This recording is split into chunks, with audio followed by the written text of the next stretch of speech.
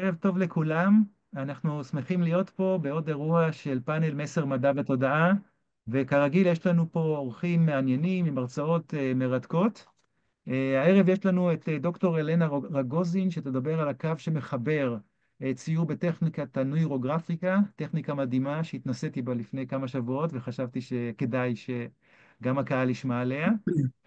יש לנו את מור ליברמן, שתדבר על לרפא בצלילים, מדע התדר והגוף, אחד התחומים החמים היום, אני חושב של מדע ותודעה זה ריפוי בתדרים.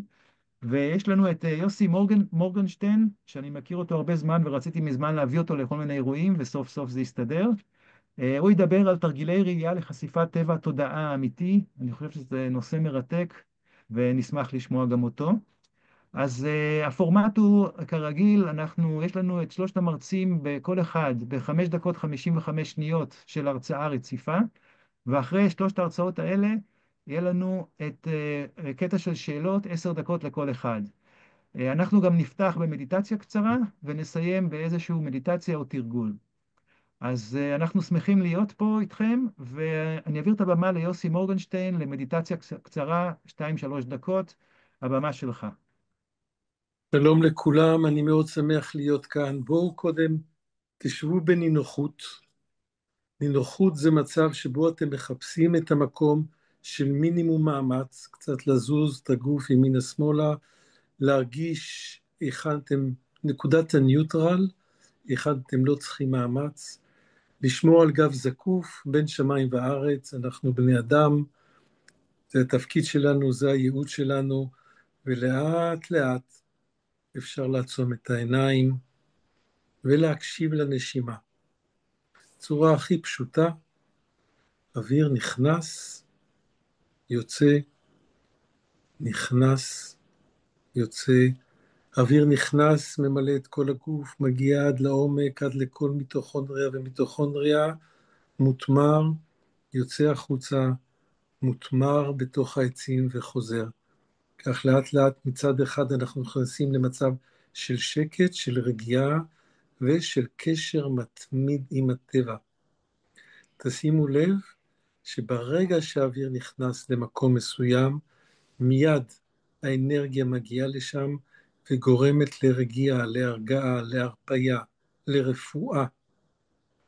ובזמן הוצאת אוויר הפסולת יוצאת החוצה, כך שאנחנו בתהליך של ריפוי עצמי, מתוך אותה אינטליגנציה אנרגטית שהיא יודעת מה לעשות. אתם לא צריכים לחשוב, אתם רק צריכים לאפשר. להכניס אוויר ולהוציא. ותוך כדי תהליך הרבה פעמים יש רגשות, תחושות, כאבים שעולים, לזרום איתם, לתת להם לצאת. לעתים תמונות מהעבר, תמונות מהעתיד. פשוט אתם מתחברים לעצמכם יותר ויותר, יותר ויותר לעומק, יותר ויותר שקט, יותר ויותר אפלה, שקט, כמו בתחתית האוקיינוס. דבר לא קורה. ואתם מתחברים יותר ויותר לאני העצמי האותנטי שלכם, ולנשום לתוכו, ולהקשיב אותו, ולאהוב אותו, ולאפשר לעצמכם להיות אתם. ומתוך הקשר עם המקום הזה, אני חושב שזה מקום נהדר להתחיל את הפאנל.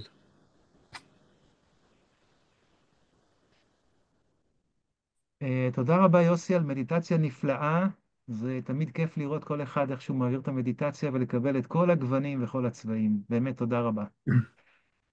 אז אנחנו מתחילים את הסשן הראשון של ההרצאות עם דוקטור אלנה רגוזין, שתדבר על הקו שמחבר את ציור בטכניקת הנוירוגרפיקה. בבקשה.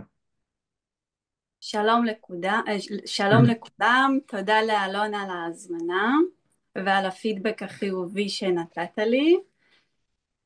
הקו שמחבר זה בעצם סדנה שאני פיתחתי, היא מתבססת על טכניקת הנוירוגרפיקה.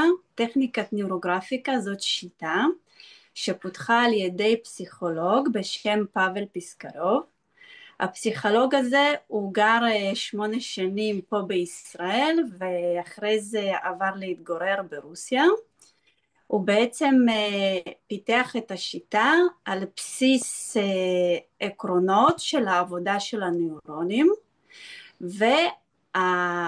והביטוי שלהם בצורה גרפית על הנייר. מה זה אומר? זאת אומרת, אנחנו מדמים את הציור של הקווים כקווים נוירונליים שקיימים אצלנו במוח בקשרים נוירונליים. זאת אומרת, דרך העבודה עם הטוש או עם העט או עם העיפרון ויצירת הקווים על הנייר, אנחנו בעצם מעבירים את המחשבה שלנו טרנספורמציה או של ריפוי או של התפתחות. אז אני לראשונה בעצם נחשפתי לטכניקה הזאת כשהייתי במצב קצת מאוד רגיש בחיים שלי. נולד לי בן והייתי די מוצפת בכל מיני רגשות מכל מיני רבדים, וחיפשתי איזשהו סדנה התפתחותית או איזשהו מקום שבו אני אצליח ליצור סדר בתוך כל המחשבות שלי, בתוך מנעד הרגשות שהציפו אותי אחרי תהליך הלידה, שהוא היה לי מאוד עוצמתי. זה הילד הראשון שלי, והוא גם הציף אצלי הרבה מקומות שלא ידעתי איך להתמודד איתם.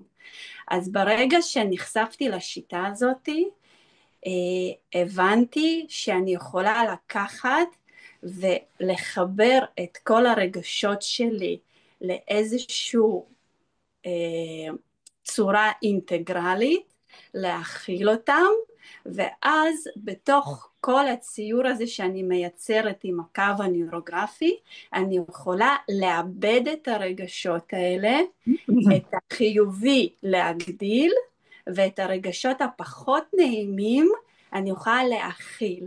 ובגלל זה גם לסדנה שלי קראתי הקו המחבר, כי בעצם שיטת הנוירוגרפיקה היא עוזרת לעשות אינטגרציה לכל רמות התודעה, גם ללא מודע וגם למודע וגם למודע הקולקטיבי. ואז גם הבנתי שבעצם מה שהיה חסר לי זה התמיכה של הקהילה. מאוד נזקקתי לתמיכה של קהילה שתבין אותי ותכיל אותי, ושגם יהיה לנו שיתוף אנרגטי של חוויות ורגשות. וגם פה הנוירוגרפיקה מאוד עזרה לי, כי בעצם אחד מהשלבים של הנוירוגרפיקה מנחה את מי שמצייר בשיטה לבקש עזרה מהבורא, עזרה מאנרגיית הדרייב, עזרה מתפילה. אפשר לקרוא לזה בכל מיני מילים, ובגלל זה עובד גם על רמת התודעה הגבוהה יותר. ובגלל שהיה לי את החשיפה לשיטה, שישר אחרי הציור הראשון הצלחתי ממש לסדר אצלי בראש אני קוראת לזה הבלגן שהיה לי, החאוס הזה בראש, הצלחתי לסדר אותו ולראות ממש תוצאה אחרי הציור הראשון. אני הלכתי ללמוד את השיטה, והיום אני משתמשת בשיטה הזאת על בסיס יומי.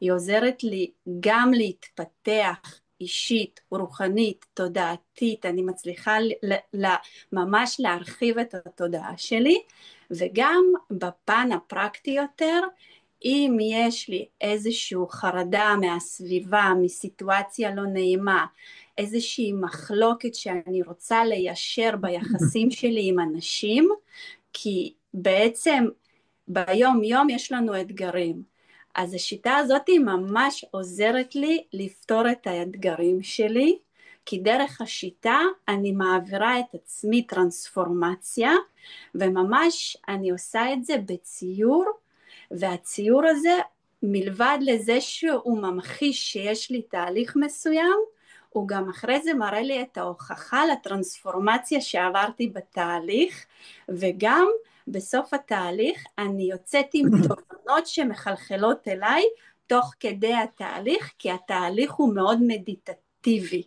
ואפילו תוך כדי התהליך אני מקבלת איזושהי רגיעה. אז זה בגדול מה שרציתי להגיד היום. תודה רבה לאלנה, דוקטור אלנה רגוזין. אני חייב להגיד שאני התנסיתי בשיטה, והרעיון עצמו מבריק. כמובן שקשה במילים לתאר מה שעושים בציור, אבל אנחנו ננסה בכל זאת גם להרחיב בקטע של השאלות. אז שוב, תודה רבה לאלנה. אנחנו עוברים למור ליברמן, שתלמד אותנו על ריפוי בצלילים, מדע התדר והגוף. בבקשה. אז תודה רבה וכיף על הפורום הזה, ואני כן רוצה לדבר באמת על הריפוי בצלילים, על המדע, התדר והגוף, ואיך בריאות מתקיימת רק בתדר גבוה. אז קודם כל חוקי היקום הם תדר משיכה ותהודה, את זה אנחנו יודעים, ובאמת טסלה דיבר על זה שאם אנחנו רוצים להבין את העולם, אנחנו צריכים להבין ולהתחיל לדבר במונחים של אנרגיה, תדר והדהוד. אני מור ליברמן, אני נטורופטית, אני מתמחה בתדרים ותודעה ומלמדת את כל מי שרוצה לבוא וללמוד את הדברים האלה, כי זה ידע מאוד מאוד מאוד גדול.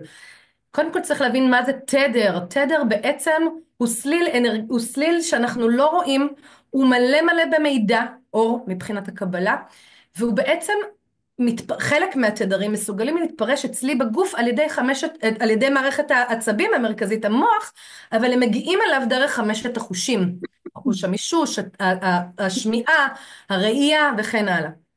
ואם אנחנו מדברים על התדרים של הצלילים, אני אישית יותר אוהבת את התדרים של הצלילים, כי קודם כל, גם הראייה וגם השמיעה הם התדרים הגבוהים יותר מבחינת הרצים, הם משפיעים יותר, אבל עיוור לצערנו לא יכול ליהנות מצבעים, וחירש כן, ההדהוד, התהודה של הצלילים היא מורגשת בחומר, ולכן גם חרשים רוקדים לצלילי הבאסים על הרצפה, וזה מדהים לראות את זה. וגם בתוך הדבר, המכלול הזה שנקרא תדרי הצליל, אנחנו מחלקים את זה לארבע קטגוריות. לטבע, ששם אנחנו מקבלים הרמוניה והרקה וצבעים ורוח והמון המון תדרים מהטבע. גם את התדרים הבינאריים, שבעצם זה שינוי ישיר של גלי המוח, כי אוזן מקבלת צליל אחד, אוזן שנייה מקבלת צליל שני, והמוח מפרש ביניהם ומייצר פעולות. ויש לנו את הסולפז'יו, שזה תדרים של איזון אנרגטי מדהימים מדהימים, שאני ממליצה לכל אחד להתחיל להשתמש בהם. הם נמצאים דרך אגב ביוטיוב, לא מומלץ אבל אפשרי מהיוטיוב, ומי שרוצה לדעת איך מוצאים אותם, אז יש אצלי מדי פעם בקבוצה הכללית שלי, יש הרצאות אחד לחודש, חודשיים, הרצאות ללא עלות על הדבר הזה לגמרי. והביו-רזוננס, שזה תדרי הגוף שלנו, כן, גם הם שייכים, ואנחנו מכירים את המכונות שמסנטזים ומראים לנו כל כך הרבה דברים על הגוף שלנו, על הגיל הביולוגי שלנו, על סרטן, על כבד שומני, על כל כך ויטמינים שנספגים, על מיקרוביום מאוזן כזה או אחר, וכל זה אנחנו רואים דרך המכשירים, גם הם שייכים לתדרי הקול. ומהביו-רזוננס אנחנו גם מבינים שאם אנחנו מסנטזים כל דבר שהוא חי בתוך הגוף שלי, אז גם רגשות, תחושות, אמונות, גם הם תדרים. ובואו נדבר רגע על איך מטפלים. אני שואלת אתכם, לשנייה ככה, איך אנחנו מטפלים באבנים, בגושים שפיריים, בגושים שומניים, ברפואת המערב. אז קודם כל באבנים, גם פה רפואת המערב לקחה את הידע מרפואת התדרים, שהיא רפואה ישנה מאוד, אני לא מחדשת לאף אחד שום דבר, אני רק מביאה את מה שישן ואת מה שחדש, ומגבשת עולם שכולנו אמורים להכיר, אבל לא מכירים אותו מספיק. ועם אבנים באמת יושבים בבית חולים, ומרסקים את האבנים האלה עם אולטרה סאונד. אולטרה סאונד גם מאבחן וגם פורק אבנים. אולטרה סאונד, צלילים עילאיים. ורפואת הצלילים באמת נותנת קרקע רבה לרפואת התדרים, גם רנטגן וכולי. אולטרה סאונד כמו שאמרת, ואת אותו דבר אנחנו יכולים לעשות גם בלי הרפואה הכללית, ולעשות את זה דרך הרפואה המונעת, עם טופים, עם כלי נגינה כאלה ואחרים, ועל כל זה אני בהחלט מעבירה חומר, וההדהוד של והשפעת התדרים השונים על הגוף בעצם יוצרת גם ריפוי על ידי הרפיית מתח והנזקים שלו, ופריקת אנרגיה דחוסה, והפגת כאב, ויצירת חיוניות ואיזון לחולים עם אנרגיה ירודה, וכמובן עד כדי כך שאנחנו, כמו בתדרים הבינאריים, ממש רואים פיתוח של מצוינות ושיפור זיכרון, חיוניות וריכוז עד כדי טלקינזיס. עכשיו, איך אנחנו יכולים לרפא בצלילים?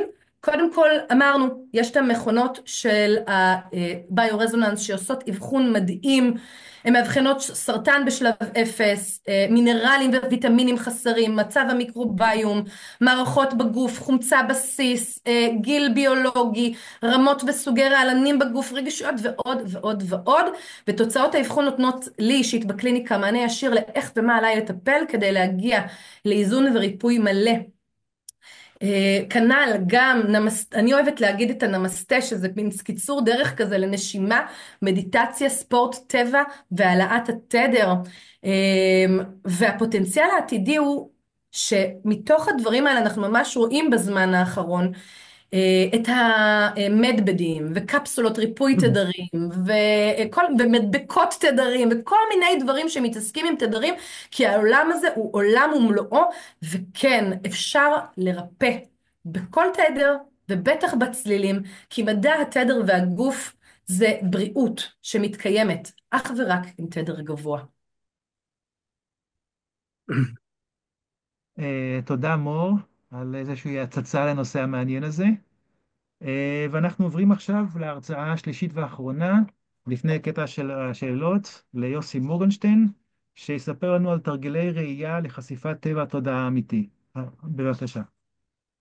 שלום לכולם, תודה לך אלון, תודה למכון הבינתחומי למדע ותודעה, ולכל המשתתפים, בלעדיכם אני לא הייתי כאן. אני מאוד מתרגש לחלוק איתכם מתנה גדולה שקיבלתי בחיי. כלי פשוט ומעשי, כיצד לחשוף את עצמי בעזרת התודעה כפי שאני חווה את עצמי באמת. הדגש זה על באמת, ובכך להכיר ולראות את המציאות כפי שהיא באמת. בדרך כלל אני משתף את זה במפגשים די ארוכים, הפעם נעניתי לאתגר שהצבתי לעצמי לעשות את זה בזום פחות מ5 דקות. זה ידרוש מכם ריכוז גבוה, אני אישית כתבתי לי את הכל כדי שאני אהיה מאוד יעיל ב5 דקות שלי. היעילות הזאת היא באה מתוך מקצוע ראשון שלי, פעם הייתי אדריכל, ולפני 30 שנה עזבתי את זה, עברתי לתדרים, לאנרגיות, אני מומחה ברפואה סינית, בצ'יקונג, ועושה הרבה סדנאות לשינוי תפיסה. בשבועות האחרונים טבלנו בימי הזיכרון העבר של העם היהודי ושל האומה הישראלית, אבל לא שאלנו את עצמנו איזה רמת הזיכרון אנחנו שואפים להנציח. הזיכרון יש הרבה דברים, לא אדבר על זה, אבל אני אזכיר 3. יש הזיכרון האישי, שזה ברור, מה שקרה לי, נפצעתי, אמא, אבא וכו'. יש הזיכרון הקבוצתי, נניח פסח, יציאת מצרים, אני אישית לא הייתי שם, אבל בכל אופן זה משהו שחקוק עמוק. ויש את הזיכרון הכי חשוב, הכי מהותי, שנשכח מאיתנו, וזה הזיכרון של הנוכחות המתמדת של המקור, של ההתחלה, של הבראשית, שיש כאלה שקוראים לזה אלוהים, יהובה או הוויה. כל אחד לפי אמונתו, זה בתוכנו עמוק, בגוף ובנפש. מהות המפגש של היום זה לנסות להתקרב להתנסויות, כדי להיזכר בטבע של המקור ולהתבונן בו. אני מבקש מכם לא לחפש את מה שאתם מכירים, לא את מה שהיגיון, לא מה שידוע, לא את הדרך הישנה, אלא להתבונן בעיניים רעננות של ילד שמגלה את העולם וחושף את העולם, בעיני סקרן ללא שיפוט, כמו מדען, כמו צייר שמנסה לראות את החפץ שאותו הוא רוצה לצייר. בכלי שלנו יש לנו אמצעי ניסוי שקוראים לזה הפנס של המודעות, שאנחנו יכולים לכוון אותו כמו פנס, אפשר להפנות אותו למקור האמיתי שלנו, המשותף לכולנו. המסורות אומרות שהטבע האמיתי שלנו הינו מעבר לזמן ומרחב. אצלנו בתורה זה נקרא צלם אלוהים, בחסידות האור שבלב. הסופיזם מתאר את זה כדבר הכי קרוב לאדם, יותר קרוב מהווריד של הצוואר של עצמו. המקור הינו אחד, נסתר, לא ניתן לכימות. נקודות המבט הן שונות. אנחנו נעשה שני תרגילים פשוטים שיעזרו לנו בניסוי. שם הניסוי הראשון, הנעת הידיים אחורה וקדימה מול הפנים. אני אראה ואני אנחה אתכם. לוקחים את הידיים, מניחים אותם מול הראש, קודם תסתכלו עליי לפני שאתם חווים, ולהעביר אותם לצדדים ולאחור. ובחזרה מאחור לצדדים וקדימה. זה מה שאתם ראיתם. אבל עכשיו בואו תעשו את זה איתי, ותראו מה אתם חווים שאתם עושים את זה. ואני אתאר את זה. אנחנו מקרבים את הידיים, הידיים נהיות יותר ויותר גדולות, תופסות את רוב המסך של הראייה, ושאנחנו מעבירים את זה לאחור, פתאום הן נעלמות. ובתנועה ההפוכה, מתוך המקום שהוא נעלמו, פתאום הן פורצות למציאות, ואז אנחנו רואים שהן מתקדרות קדימה ומתרחקות ונהיות יותר קטנות. מה אנחנו למדים? שהחוויה שאתם חווים ושאני חוויתי על אותה תנועה היא שונה לגמרי. אתם ראיתם אותי מניע את הידיים, ואתם שחוויתם את עצמכם ראיתם איך הידיים משתנות ונעלמות. תרגיל שני, משקפי האמת. ברור שיש לנו שני משקפיים, משקפיים זה שני חורים בגולגולת שמאפשרים קשר בין החוץ ובין הפנים. והעיניים מרוחקות כמרחק הגשר של האף ביניהם. אז בואו נדמה את זה, תעשו כאין משקפיים, ועם הגשר שלהם, ותיישרו את הידיים. ותשימו לב מה אתם רואים בכל אחת מהחורים של המשקפיים. אני רואה חלק מהציץ וקצה של כיסא, ואני רואה את הגשר שמחבר בין הידיים. לאט לאט תקרבו את זה עד למחצית הדרך, רואים עדיין את הגשר, רואים יותר בכל אחת מהחורים שבידיים, ולאט לאט לקרב את זה לעבר, להרכיב את המשקפיים. שהרכבנו את המשקפיים, אין גשר, ונותר חלל אחד בלבד. תורידו את המשקפיים, ותראו איך אתם מסתכלים על העולם. דרך חלל אחד גדול, עגול, עם כל הצבעים, אינסופי. סיפרו לכם שיש לכם שתי עיניים, אבל בחוויה יש לכם עין אחת בלבד.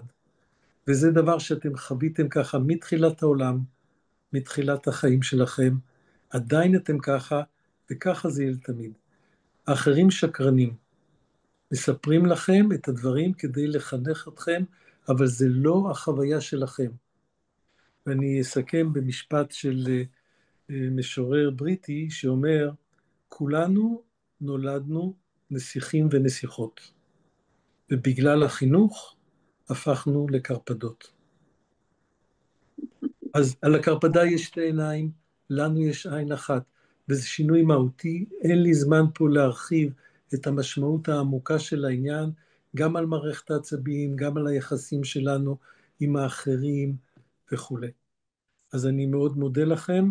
לחלקכם זה נראה מוזר, שטותי, טיפשי, דבילי. כל הדתות הולכות לשם, זה המקור של הבודהיזם, של היהדות, של המדע. תנו לעצמכם את הזמן להקל את הדבר הפשוט הזה שחוויתם כעת, זה משנה תפיסה. ורק במילה אחת, אני משתמש בתרגיל הזה, רוב המטופלים שלי זה אנשים שחוצים את המסע מול סרטן, זה התרגיל הראשון שאני עושה איתם. כי אם הם לא ישנו את התפיסה, סביר להניח שהם ילכו לפי הסטטיסטיקה של הרפואה. ואם הם רוצים ללכת וזה אפשר, סטטיסטיקה בהגדרה זה לא 100%, זה סטטיסטיקה, חייבים לשנות את התפיסה, ובתרגיל הזה אנשים משנים את התפיסה מהר מאוד, זה דבר שנצרב היטב בתוך התודעה שלכם. תודה לכולכם, אני מאוד אוהב אתכם מבלי להכיר אתכם. להתראות. תודה רבה ליוסי מורגנשטרן. אני ממש מתנצל, אני פשוט שכחתי להציג את המרצים, אז בואו נעשה את זה ממש בקצרה. אלנה רגוזין היא דוקטור למדעי הכימיה, אומנית ומלווה נשים בתהליכי התפתחות והיזכרות דרך יצירה. מור ליברמן היא מומחית לשילוב תדרים ותודעה, נטורופטית, כ-18 שנה, המשלבת ידע ומדע מתקדם בריפוי. והאחרון שהיה לנו, יוסי מורגנשטיין, הוא מומחה לרפואה סינית, מסורתית ומורה לצ'יקונג, מנחה סדנאות לשינוי תפיסה ואדריכל לשעבר, כמו שהוא אמר. אז שמענו את ההרצאות של כל אחד ואחד מכם, היה מרתק, שונה, מעניין. ועכשיו אנחנו עוברים לקטע של השאלות, 10 דקות לכל אחד לשאלות, אנחנו לפי הסדר, נתחיל בדוקטור אלנה רגוזין. אלנה, מן הסתם את מדברת פה על טכניקת ציור, וזה קצת קשה לבטא במילים את כל הטכניקה והכל. יש לך אולי ציור שיש לך לפנייך, שאת יכולה אולי להראות לנו, או להציג לנו, וגם להסביר באמת על מה את מדברת? כן. אז קודם כל אני אשמח להראות כמה ציורים שנמצאים במקום העבודה שלי. אני עדיין עובדת ככימאית, אבל זה נניח ציור שדיברתי בו על התפתחות שלי בתוך העבודה. זה ציור שהוא בעצם עשיתי לי לוח חזון, והציור הזה נקרא גשם שמאני, ניורו גשם. זה בעצם אני שותלת זרעים של כל מיני משאלות שלי, שתוך כדי הציור אני בעצם עוברת איזשהו תהליך שהוא מתיר ממני את המגבלות בלהיות מחשבתית, לעבור תהליך של להיות ראויה לקבל את המשאלות האלה, ולהצמיח מהם בעצם צמחים שהגשם השמאני הוא הזנה לצמחים שלי. אז זה פחות או יותר אפשר לראות כאיזשהו תהליך ממשי למשהו תודעתי שהעברתי את עצמי כדי שמשהו ישתנה ויתרחב בחיים שלי הפיזיים. יפה, ממש יפה. רואים בהחלט שיש לך כישרון ציור. אנשים שאין להם ניסיון בציור, או שהכישרון שלהם הוא מועט, עדיין יכולים להגיע לסדנה ולעבור את התהליכים האלה? כמובן, והכישרון לציור לא קשור פה לשום דבר, כי בעצם כל אחד שמתחיל לשים את הקו הנוירוגרפי על הדף, הוא נותן ביטוי בצורה מאוד אינדיבידואלית לעולם הפנימי שלו בכל הרמות של התודעה. אז אין צורך לדעת לצייר, זה לא קשור לטכניקת הציור, הדבר היחיד זה צריך פתיחות לב ורצון להטיב עם עצמך, כלומר לעבור איזשהו תהליך עמוק, שהתהליך הוא לפעמים יהיה גם מלווה בהתנגדות, שתבוא לידי ביטוי בכמה רמות, לפעמים תחושתית, לפעמים מחשבתית, אבל בגלל שהטכניקה בנויה גם להתמודדויות עם ההתנגדויות ועם רגשות לא נעימים, אתה עושה איזושהי מדיטציה וטרנספורמציה להתנגדויות האלה תוך כדי הציור, וזה בעצם התרגיל הקצר שאני אראה בסוף הסשן הזה. אני אראה איך אנחנו יכולים בעזרת מתודה מאוד פשוטה להתגבר על התחושת חרדתיות ופחד ואיזושהי תחושה לא נעימה שיכולה להיווצר מאיזושהי סיטואציה בחיים, ואנחנו צריכים כרגע להתמודד איתה. כן, נפלא. השיטה הזאת טובה לכל בעיה? שמענו קודם שיוסי מורגנשטיין מטפל באנשים עם מחלות סופניות, סרטן ודברים כאלה. זה רלוונטי גם בשיטה הזאת? כן, השיטה היא אוניברסלית. יש מאות אלגוריתמים. בעצם השיטה, הבסיס, העקרונות הם אותו דבר, אבל אופן הציור וסוג הציור משתנה בהתאם לסיטואציה. כלומר, אני יכולה ללכת לטפל בבעיה, אני יכולה לאמן כדי להתרחב ולהתפתח.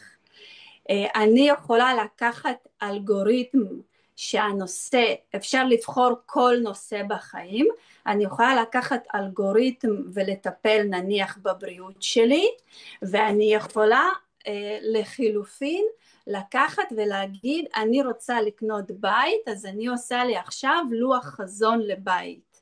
כאילו השיטה באמת אוניברסלית, היא מטפלת בכל בעיה אפשרית, וברגע שגם הבעיות כביכול נפתרות, והן נפתרות, אפשר לעבור לשלב של ההתפתחות והצמיחה. כי בעצם גם האמונה שלי וגם האמונה של מי שפיתח את זה, פאבל, הבעיות הן לא בעיות, הן אתגרים שבאים להעביר אותנו דרך בהתפתחות שלנו כדי לצמוח, להיזכר ולגדול למהות האמיתית שלנו. ופה טכניקת הנוירוגרפיקה היא בעצם לוקחת את הצד המדעי ואת הצד האומנותי, מחברת אותם ביחד, ודרך הקו הנוירוגרפי, הפיתולים וכל החיבורים, התודעה שלנו תוך כדי הציור המדיטטיבי מוצאת את הפתרון. זאת אומרת, אנחנו נזכרים באמת מהמידע הקולקטיבי, מכל האנרגיה והידע שטמון בתוך היקום שלנו, הידע האנרגטי, נזכרים ומוצאים את הפתרון לאתגר, וגם עוברים תהליך לימודי שמפתח אותנו בעצם. נפלא, אני רואה אותך מדברת על זה בכזאת התרגשות ואהבה, שזה כיף לראות. אני חייב להגיד שעברתי סדנה כזאת קצרה, וזה נפלא, ואני ממליץ בחום. אז אנחנו עוברים עכשיו כן, לאינטראקציה, ומציעים ליוסי ולמור, אם יש לכם שאלות לשאול את אלנה. לי יש שתי שאלות. שאלה אחת, אלנה, את מדברת על קווים נוירונליים, אני לא מבין מה זה, אם את יכולה להסביר. נוירונים אני יודע, אבל מה זה קו נוירוני? ושאלה שנייה, האם לשיטה יש נזקים, או האם יש מקרים שאתם לא, שיש לכם הוראות לא לעשות את הטיפול, או נזקים, כמו כל אור תמיד יש חושך. אז ברשותך אני יענה קודם כל על השאלה השנייה, ואז ידגים מה זה קו נוירוגרפי. תודה. אז אם עובדים לפי הכללים של פאבל פיסקרוב ושל האוניברסיטה שלו, באמת שלא אמורים להיות נזקים, אם הולכים ממש ממש לפי הסדר ולפי העקרונות שהוא בנה, שזה לא פשוט בכלל. זה אחד. שתיים, מי שמעביר את התהליך הריפוי, הוא צריך להיות בעל היכולת להכיל את הפצע של המטופל שלו. כלומר, כל בן אדם, ופאבל פיסקרוב מדבר על זה המון המון המון, על האחריות של המטפל, על האחריות של המאמן. בגלל זה השיטה היא ממש שיטה רכה, ויש בה את היכולת להכיל הכל, אבל המטפל או המאמן צריך להיות עם מחשבה בראש שהוא האחראי, הוא צריך ממש ללכת צעד צעד, לא לרוץ עם זה, ממש צעד צעד לאט לאט לצבור את הניסיון שלו, וגם את היכולת שלו להכיל לפעמים את הפצעים של האנשים, כי פצע מגליד הוא לפעמים לוקח לו זמן להירפא מאוד הרבה, וצריך להיות שם בשביל זה ולהכיל את זה. אז זה ככה ההסתייגות, יכולת ההכלה של המטפל או המאמן. ומקווה שעניתי לשאלתך, ולגבי ההדגמה, אני אשמח כזה להראות פה על הדף, הכנתי.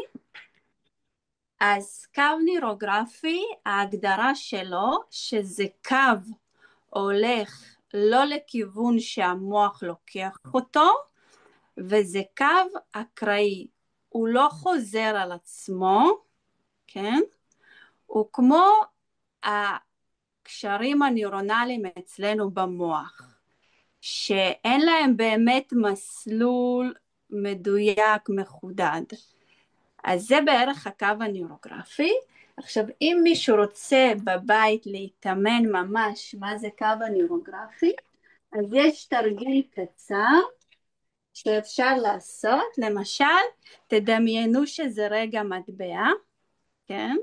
כל אחד יכול לקחת מטבע, ופשוט להתחיל להוביל את המטבע הזה במרחב של הדף, מבלי לנסות לשלוט בתנועה של המטבע, אלא פשוט לזרום איתו. ואז להרגיש מה זה בעצם הקו הנוירוגרפי. אוקיי?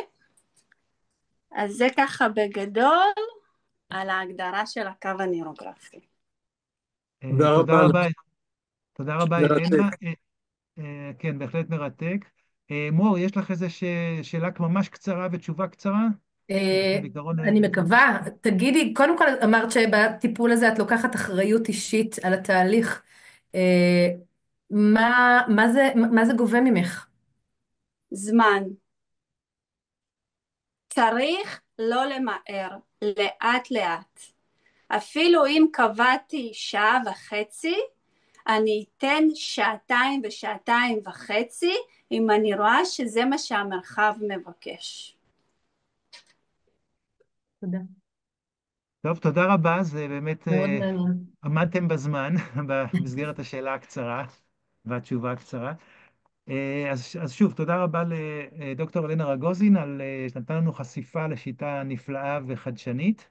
ואנחנו עוברים למור ליברמן, שדיברה על ריפוי בצלילים, לקטע של השאלות.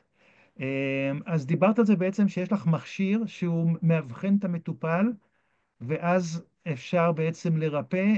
איזה אבחונים עושים? זה מאבחנים כל דבר, דברים ספציפיים? מה היתרונות של השיטה?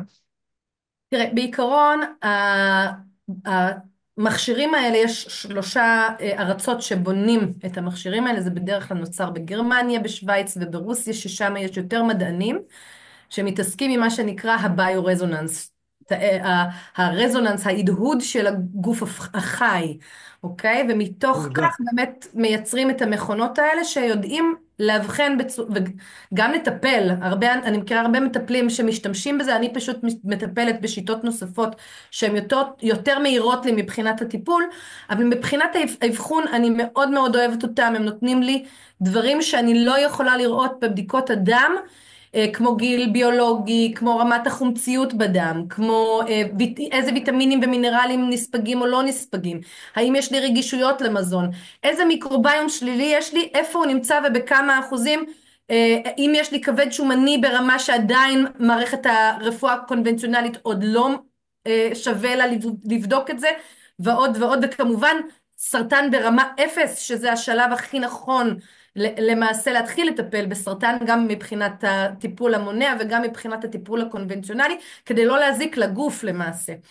אז אני אישית מאוד אוהבת את המכונה הזאת ומציעה הרבה מבצעים איתי, רק בשביל שבאמת אנשים יבואו לעשות אותה כמו בדיקות דם, כי זה מבחינתי בדיקה שבאמת צריכה אפילו להיות בשוות ערך לבדיקת דם מקיפה ומלאה. יפה, מעניין מאוד. אני יודע שהנושא הזה מאוד חם ומתפשט, אני שומע עליו הרבה. נניח שעשינו איזשהו אבחון וקיבלנו איזו הבחנה מסוימת, נניח כמו שאמרת שהכבד שומני, מה עושים בטיפול? פשוט שומעים תדרים, שומעים מוזיקה מסוימת? אז זהו, כפי שהבנת, אני נטורופטית, ואני מתמחה גם בתדרים וגם בתודעה, וכשאני מדברת על תודעה, אני מדברת באמת על סוגסטיות ועל תרפיית הממדים שלוקחת ומפרקת כמו דומה ל-NLP, את התחושות, הרגשות ואת כל מה שיש שם באמונות שנמצאות בתת המודע. אז מבחינת טיפול, אני עושה טיפולים שהם אחרים. מבחינת האבחון, באמת אני אוהבת כן להבחן עם מכונת התדרים, היא נותנת לי את המענה או את הצורך של הבן אדם כרגע לתת לו טיפול מסוים, ואז אני בודקת, אם מדובר על משהו מטאבולי, אני אעבוד עליו נטורופטית, אם מדובר על משהו שהוא נפשי רגשי, אז אני אעבוד דרך טיפול תודעתי. לכך או אחרת, אני תמיד אוהבת לשלב את הטיפול של התדרים. היות וזה עולם ומלואו, אני כן נותנת אחריות אישית לבן אדם, כי החומר שלי נמצא בכל מקום. יש לי פודקאסטים, יש לי כל מיני דברים, לכו תקראו, יש לי אחר כך מי שרוצה להמשיך, יש לי קורסים דיגיטליים. זאת אומרת, אני לא משקיעה זמן בקליניקה על הנושא של ריפוי בצלילים. אני חושבת שכל בן אדם יכול לעשות את זה לעצמו, עם סולפז'ה, וזה מדהים, וזה מספיק עושה את העבודה, כי במקביל אני עושה את העבודה כמו שאמרתי, עם עוד כלים פשוט. יפה מאוד, אני חושב שזאת הדרך הנכונה לטפל, בעצם להביא את כולך, את כל מה שלמדת, המטפל יכול להשתמש בכל הכלים שיש לו, כדי לעזור כמה שיותר למטופל, אז באמת כל הכבוד. הזכרת טלקינזיס, זה ממש מסקרן, קודם כל אולי תסביר לאנשים מה זה, ובאמת איך זה מגיע, מה קורה שמגיעים בטיפול לדבר כזה, או בבקשה תסבירי. אוקיי, אז טלקינזיס זה באמת היכולת שלנו לפתח את המוח למצב כזה שאנחנו ממש מחוברים לחוסר זמן ומרחב, ויכולים לדעת את העתיד דרך, זאת אומרת, זה לפתח את העל מודע שלנו. בעצם דוקטור רוברט מונרו הצליח לפתח במלחמת העולם השנייה את הצבא של לוחמים טלקינטיים, וזה על ידי התדרים הבינאריים. היות והתדרים הבינאריים עובדים על האיכויות של המוח שלנו, על תדרי המוח שלנו, אז אנחנו יכולים לייצר איתם כל מיני דברים, כמו שאמרתי, זיכרון, חיוניות, מערכת חיסון חזקה, הילחמות בסרטן, שינה עמוקה, או אפילו עד למצב של טלקינזיס. אני מכיר זה לא משהו טלקינזיס. בוא נגיד ככה רגע, זה לא משהו שהייתי ממליצה לעשות לבד. כן, יש לרוברט מונרו בית ספר באינטרנט, עם קורסים משלו, אפשר לעשות את זה למי שבא לו לפתח את עצמו. אני אישית לא הגעתי לשם, לא רואה בזה צורך. טלקינזית, לפי מה שאני מכיר, זה הנאה של גופים בכוח המחשבה. אז את מדברת בעצם גם הנאה של, בעצם בגוף שלנו כדי לרפא. גם וגם לצפות מה קורה אצל היריב, לדעת, זה סוג של להתחבר. למה אנחנו מסוגלים להזיז חפצים? כי אנחנו בעצם שוללים זמן ומרחב וחומר, אוקיי? אז בטלקינזיס אני מסוגל להתחבר, כמו שאת קרא לזה מקודם יוסי, אנחנו מסוגלים להתחבר למקור וליצור שם המון דברים שונים לטובתנו, או לא לטובתנו, זה מאוד תלוי מי משתמש בזה. בסדר, טוב, תודה רבה. ואנחנו פותחים את הסשן הזה גם לשאלות. אלנה ויוסי, יש לכם שאלות למור? יש לי שאלה אחת כזאת קשורה ולא קשורה, אבל אולי בגלל שאת מטפלת בתדרים את יודעת לענות לי. כאשר אני שומעת טוב שמעני, אז יש לי הרגשה נורא נורא חזקה של משהו כזה, כאילו אני זוכרת משהו עם הטוב הזה. יש לך הסבר להרגשה שנוצרת לי? מאיפה היא נוצרת לי? קודם כל אני משערת שיש שם עבודה איתו גם מגלגולים קודמים, הגיוני לי, אם יש שם משהו שאת זוכרת, אבל הטוף בעצם יוצר לי רזוננס מאוד מאוד נמוך, רזוננס חזק ונמוך, והרזוננס הזה בעצם משחרר חסימות ברמה מאוד מאוד חזקה, מאוד טובה, לכן אמרתי, הוא יכול, אני אישית ריפיתי את עצמי אפילו, וגם נשים נוספות, על ידי טוף, כשהיה לנו גוש בשד, אוקיי? אז כנ"ל לגבי גושים שומניים בגוף, וכנ"ל לגבי אבנים, וכל מה שהאולטרסאונד עושה, הטוף מסוגל לעשות המון דברים. אני אישית, גם מגלגולים קודמים, יודעת להשתמש בטוף, וכמו סונר, ברגע שאני מתופפת מול גוף של בן אדם, יש משהו בשמיעה שאנחנו יודעים לפתח אותה, כך שאנחנו רואים את הבן אדם כמו רנטגן רק מהשינוי הקטנצ'יק של הצליל, מה דחוס ומה לא דחוס, אוקיי? הטוף בעבודה שמנית הוא פשוט אחד הדברים, שמי שהיה שמני באחד הגלגולים וידע לעבוד עם טוף, באמת יש לו אנחנו יכולים להיכנס לתטא מהדבר הזה. יש המון דברים שאנחנו יכולים לעשות על ידי תוף שמאני. הוא מדהים, העבודה איתו מדהימה, ואני ממליצה בחום. כל תודה, הכבוד. תודה. אני רוצה מעניין, בבקשה מרתק. כן, יוסי, בבקשה. שאלה, הערה. כשדיברת על המכשירים, אמרת שהמכשירים האלה מטפלים, מגלים את התאי סרטן מגיל 0, נקרא לזה, ומיד אפשר להשמיד אותם. השאלה שאני שואלת אותה, וחלק מהרפואה שאני עוסק בה, האם צריך להשמיד את תאי הסרטן? מכיוון שתאי סרטן הם תווים... אני מסכימה איתך ואני מבינה מה אתה שואל, והתשובה שנייה, היא... תני לי לסיים בבקשה את השאלה. אוקיי. מכיוון שתאי סרטן הם תאים מאוד קדומים, למעשה תאי עובר הם תאי סרטן. יש נכון. להם תפקיד, עובדה שהם קיימים, ויש להם תפקיד, גם אונקולוגים היום מבינים שיש להם תפקיד במערכת סילוק הפסולת הכבדה בתוך הגוף. נכון, אז נכון. השאלה אם השיטה בנויה על זה של יוצאים למלחמה, רואים את לא, הסרטן, יוצאים לא, לא, למלחמה. לא, לא, לא. כשאני אומרת משמידים את הסרטן בשלב 0, הכוונה שלי היא באמת לתת לזה מענה נכון, בדיוק כמו שאמרת כרגע.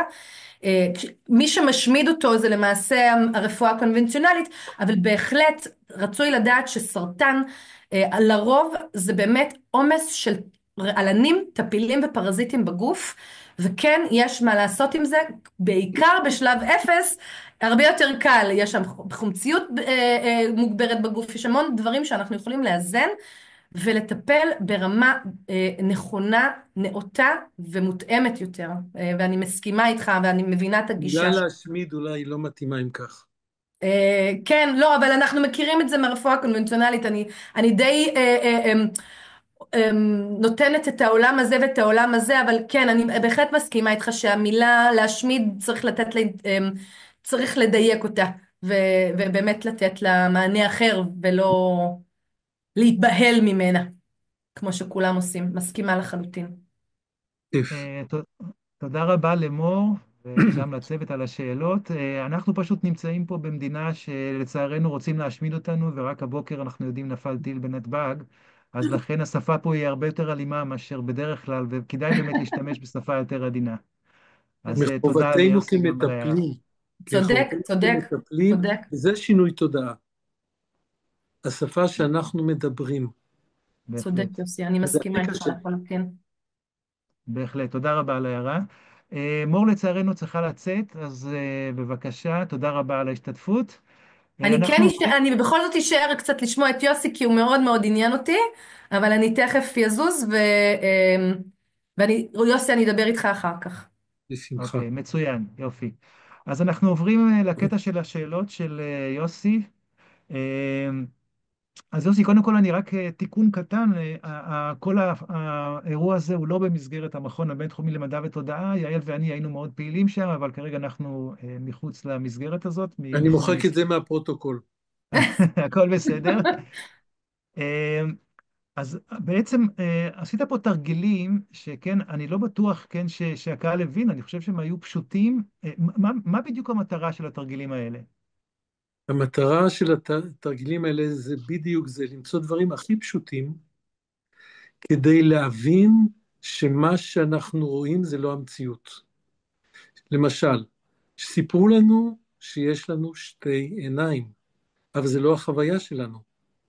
זאת אומרת, להפריד, לעשות דיסוציאציה ראשונית בין מידע שקיבלנו על ידי החינוך, למה נתנו לנו את זה? כדי שנהיה כולנו שותפים במועדון המפוקפק הזה שנקרא מועדון בני אדם, אבל זה לא החוויה שלנו, ואם אנחנו לא עושים, בוא ניקח דוגמה אחרת, אתה מסתכל עליי ואני מסתכל עליך כעת, נכון? אנחנו כן, שניים. האם, ויש לזה ביטוי בעברית, להיות פנים אל פנים, נכון? האם כן. זאת החוויה שלך כעת, שאיתי אתה פנים מול פנים? החוויה שלי היא יותר שאני צופה באיזשהו סרט. נכון, אבל את הפנים שלך אתה רואה? עכשיו אני רואה גם את הפנים שלי, כי אנחנו בזום. טוב, לא מדבר, תעזוב את אבל כשאתה מול מישהו, אתה כשאני מול לא רואה מישהו? את עצמך ואתה לא תראה את עצמך נכון. אף פעם. וזה שינוי מהותי. למעשה אנחנו מסתובבים בעולם בלי האינפורמציה שמגיעה לנו סביב הראש שלנו. ואף פעם לא. אתה יכול להסתכל במראה שזה סיפור אחר, זה סדנה נוספת. אבל כל מיני דברים שסידרו את המוח שלנו בצורה כזאת, שאנחנו לא מכירים את האמת. ובשביל לשנות משהו, קודם אתה צריך להכיר את המציאות כפי שהיא באמת. נשמע, ונניח עכשיו, כן, סליחה. לא, לא, לא, בסדר. וזה מסובך ככה, זה צריך התנסות ישירה, אבל אמרתי, יאללה, אני לוקח את האתגר להעביר את זה גם בזום. כן, כל הכבוד. אתה בעצם מדבר על משהו שדומה למיינדפולנס? הוא קשור? לא, ממש לא. ממש לא קשור למיינדפולנס, זה לראות את המציאות. אם היינו שנינו נפגשים באותו חדר, באותו שולחן, לא היו שני פנים באותו מפגש. אתה נותן את המרחב, ואני נותן את הפנים. בוא נגיד, אם יש לי זקן, ואם נשארו לי שארי ביצה על הזקן, אני לא רואה את זה, וזה לא מעניין אותי, אתה היית רואה את זה. זאת אומרת, זה להבין שהמציאות שלנו, איך שאנחנו בנינו אותה לא נכון, אינטרס של שליטה של אנשים מבחוץ, שנהיה כולן, ועכשיו זה מאוד בולט עם החיסונים וכולי, לשלוט בנו כבני אדם, שנהיה כמו כולם, חברים במועדון באמת היום יותר ויותר מפוקפק של מועדון בני אדם. אבל החוויה היא שונה לגמרי, ולהסכים לקבל את החוויה, זה השינוי של הפרדיגמה. עכשיו, אתה מוצא את זה בבודהיזם, אתה מוצא את זה ביהדות, אתה מוצא את זה בתורה, אם אתה יודע לקרוא, אתה רואה שבכל מקום הם דיברו רק על זה. אבל אחר כך באו כל החינוך המנטלי, זה דברים שלא עוברים דרך המנטלי. אי אפשר להבין את הדברים האלה, אפשר לחוות. וברגע שאתה חווה, משהו מתחוות אחרת בסינפסות. ומבחינתי זה הבסיס לכל החלמה אמיתית, כי כל מחלה נובעת מקשרים שהם לא נכונים, שהם נעשו לא נכון, כדי לעוות את המציאות מתוך מטרה של שליטה, סלש אגו. מה שאתה אומר מרתק, ואנחנו מקבלים כמובן רק הצצה. מה שרציתי לשאול, אתה בעצם מדבר על זה שאנחנו הצופים בסרט, כי אני רואה את זה גם כפיזיקאי, ומדברים על זה גם שאנחנו הצופים, כן? אתה מדבר על זה או שאתה מדבר על משהו אחר? לא. אני אשאל אותך שאלה, מה הגובה שלך? בסביבות 1.77 מטר. אוקיי, זה מה שכתוב שאתה מודד, אבל בחוויה שלך אתה 1.5 מטר. כי את ה-20 סנטימטר האחרונים אתה לא רואה. אז מה אתה בוא רוצה נשים, להגיד בזה? מה אתה רוצה להגיד? שאני אני באמת לא מטר רוצה וחצי? להגיד, לא, בחוויה שלך. בוא ניקח עוד דוגמה, תעשה ככה. אוקיי. מה אני עושה?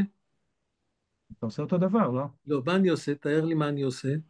אתה מושך את האוזניים קצת הצידה. אוקיי, ומה יש לי בין שני האוזניים? יש לך ראש? אוקיי, תמשיך לעשות את זה. בחוויה שלך טוב. כעת, מה אתה עושה? אוקיי, בחוויה שלי אתה צודק, אני לא רואה ראש, אני בעצם חכה את הראש, מה עם האוזניים? אתה לא רואה אוזניים. אתה לא רואה מושך אוזניים. במשהו, אתה מושך במשהו שבין זה יש, אתה לא יודע מה. אז מה הטענה שלך? אין לי אוזניים, אין לי עיניים? יש לך אוזניים ויש לך עיניים, אבל החוויה שלך היא אחרת. וכל הדו-שיח זה בין איך שאתה נראה מבחוץ, שזה קשור לעולם החומר, כשאתה רואה אוזניים, אז פשוט ציירו לך ככה אוזניים, לבין החוויה האישית הפנימית שלך, שזה עולם האנרגיה, שהם עובדים הרבה פעמים ב-180 מעלות מנוגדים אחד לשני. והיכולת שלנו כבני אדם, אנחנו יכולים לאחד את זה ביחד לדבר אחד. אם לא, אנחנו בפיצול. וחלק מהסיבות למחלות זה פיצול. דברים לא זורמים, דברים נתקעים. תשמע, מה שאתה אומר מאוד מאוד עמוק, ואנחנו רק פה תואמים, אז באמת תודה רבה. בוא נפתח את הסשן גם לשאלות. אלנה אני ומור, אשמח יש שאלות? לשאול את יוסי שאלה. דיברת על הנושא של הערה, של היזכרות, כן. של כל המקומות האלה, וגם דיברת על זה שלא היית במצרים, אני כן, דרך אגב. מה אתה עושה בסדנאות שלך? זאת אומרת, מלבד התרגילים האלה שבאמת נותנים, ואני מאוד אהבתי, לבן אדם להבין שעולם החומר ועולם, זאת אומרת, עולם החומר ועולם המציאות הפנימית שלי, נקרא לזה במרכאות, הוא שונה. איך אתה נותן לאנשים להתחבר ל... להערה, לגלגולים, האם בכלל אתם מגיעים לגלגולים? זאת אומרת, מה הלאה בשיטה שלך? אני מנסה להבין, זה מאוד מעניין אותי. א', השיטה היא לא שלי, אני לא המצאתי שום דבר, אני אספתי כל מיני דברים. יש לי לרשותי באיכות שני דברים, זה שאני מורה בשיטת פלדנקרייס, בין שאר עוונותיי, ואת התפיסה הסינית, ואת השפה הסינית. אני הרבה מלמד דרך הצ'יקונג, אני נותן לאנשים לחוות את הדברים, אנחנו מפענחים טקסטים סינים דרך השפה הסינית, שזו שפה מאוד מיוחדת, זו שפה ויזואלית, שרואים את הדברים. זה מעניין יהיה לאלנה לראות ולחשוב על זה. רואים, נניח המילה טוב, אין אותיות, צריך לצייר את המילה טוב, איך מציירים את זה? המילה פחד, אין המילה פ' ח' ד', צריך לצייר את זה. מקובץ. המילה רוחניות, כל דבר צריך לצייר. סתם תיקח דוגמה, המילה טוב, חאו, רואים אישה וילד בבית. זה טוב. אז א', זה לא טוב מוסרי, זה טוב טבעי. וברור שלאישה זה סיפור אחד, ולגבר זה סיפור אחר, ולילד לפעמים זה 30 שנות פסיכותרפיה עמוקה, ולאישה שלא יכולה להביא ילדים זה בכלל משהו אחר. זאת אומרת, יש איזה משהו אמיתי לגבי שפה. אנחנו אומרים 30%, שאר הדברים, בואו נדבר על זה. מה זה בשבילך? ואני משתמש בהרבה טקסטים מהממים, גם מהנצרות, גם מהאסלאם, גם מהיהדות, שמדברים על הדבר הזה, ולאט לאט משהו קורה, ופתאום יש איזו תפיסה אחרת שמגיעה. ומתי מגיעה ההיזכרות של הנשמה? מתי שזה מגיע, אם זה מגיע. זאת אומרת, מהתרגילים האלה אתה מגיע למצבים שאנשים נזכרים בזכרויות מגלגולים קודמים? אגב, כתבתי ספר שנקרא מסע הנשמה לגן עדן. לא שמעתי עליו. לא, סורי. לפי אני אשמח המסורת לקרוא, הסינית. מאוד. כן. זאת אומרת, זה באמת, אני הבנתי ממקום מאוד מוקדם, שאם יש מישהו חולה, הרפואה בסדר, והרפואה הסינית נהדרת, והנטורופתיה וההומאופתיה, הכל פיקס, אבל אם משהו לא ישתנה בפרדיגמה, אז יעבור למחלה אחרת, לתפיסה אחרת. אז בסרטן קוראים לזה גרורות. יש היום גם אונקולוגים שאומרים שאין כזה דבר גרורות. זה פשוט סרטן שלא בא לפתרון, ואז הוא מצא איזה דרך אחרת. אונקולוגים כותבים על זה היום ספרים. זאת אומרת, זה באמת שינוי תפיסת החומר, להבין את האנרגיה, שרוחניות זה חלק מהאנרגיה, ולהבין שאנחנו מורכבים משני אם. אדם, עושים את זה הרבה פעמים בקבלה, שיש 3 אותיות, מחלקים את האות המרכזית לשניים. אדם זה עד ודם. עד זה צ'י, אנרגיה, ודם, חומר. זה ההרכב שלנו, ואנחנו בתרבות ששכחה את זה, בייחוד הרפואה. הרפואה שכחה את זה לגמרי. פעם זה היה אחרת, היה לי רופא ילדים שעוד היה רופא אמיתי, אז הוא חי את זה, הוא הבין את זה, היום לאט לאט חוזרים לזה. אבל אנחנו צ'י, ומה זה צ'י? אפשר רק לחוות, זה לא האנרגיה, המילה אנרגיה מצמצמת. התייחסתי מור? כן, תודה. טוב, אנחנו צריכים לסיים, אז תודה רבה. תודה רבה, יוסי, על הנושא המרתק והמעניין הזה. בהחלט יוצא דופן. תודה רבה לכולכם. אנחנו נסיים בתרגיל קצר שתעביר אותו אלנה, במקום מדיטציה, אז בבקשה. טוב, אז התרגיל שאני הולכת להעביר עכשיו, אפשר ליישם אותו בכל מצב שיש הרגשה טורדנית, או לפני איזשהו אתגר, או בכל מצב שרוצים רגע להיות עם בהירות מחשבתית. מפאה של עומס או איזה שהן מחשבות שמפריעות רגע להיות בפוקוס. לתרגיל קוראים 40 עיגולים. עיגול כסמל באינטרפרטציה שלנו הוא משהו שלם, בטוח, מביא את הפתרון. ארכיטיפ העיגול זה בעצם ארכיטיפ השמש, משהו עגול, הרחם, משהו שלם, משהו בטוח, משהו טוב. אז מתחילים את התרגיל. על ידי זה שפשוט לוקחים דף נייר חלק או לא חלק, כל אחד מה שהוא בוחר, אבל עדיף חלק כדי שזה יהיה יותר מובהק ומשמעותי, ופשוט מתחילים על הדף הזה לצייר עיגולים. העיגולים יכולים להיות בכל מיני גדלים, בכל מיני צורות, בכל מיני צבעים, ממש לא משנה. לא משנה הקצב, לא משנה צורת העיגולים, הם יכולים להיות מפוזרים, הם יכולים להיות פצפונים. חשוב לספור את העיגולים, אם יש ממש עומס מחשבתי, זה עוזר להירגע.